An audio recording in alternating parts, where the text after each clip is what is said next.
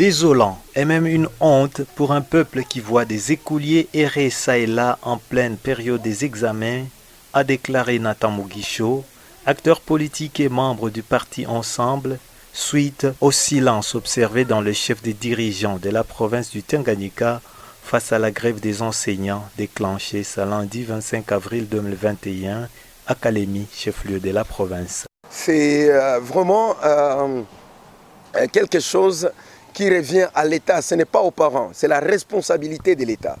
C'est ainsi que nous sommes en train de condamner les silences criants de notre gouvernement provincial par rapport à cette situation.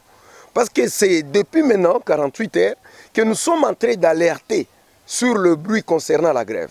Mais le ministère provincial de l'Éducation n'a pas envisagé d'organiser même une seule rencontre avec les enseignants afin de comprendre et de voir comment on peut décanter cette situation.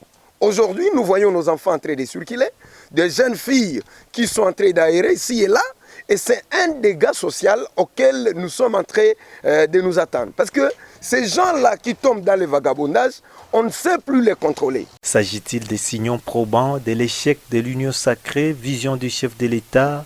Nathan Mugisho répond. Dire que c'est l'échec de l'Union sacrée, c'est trop dire. Vous allez vous rappeler, vous allez être d'accord avec moi que même les gouvernements de l'Union sacrée n'est pas encore en exercice. Comment nous allons juger l'action au moment où le gouvernement n'est même pas encore, à l'heure que je vous parle, le gouvernement n'est même pas encore investi. On doit juger l'Union sacrée en quoi? Ça, ce sont les effets de la mauvaise coalition entre l'UDPS, je dirais le CAS, et le FCC. Nous sommes encore en train de vivre les affres, les conséquences douloureuses, malheureuses, du point de vue sécuritaire, du point de vue de l'éducation. Dans tous les secteurs, ce que nous vivons aujourd'hui, c'est toujours les conséquences de cette coalition mauvaise.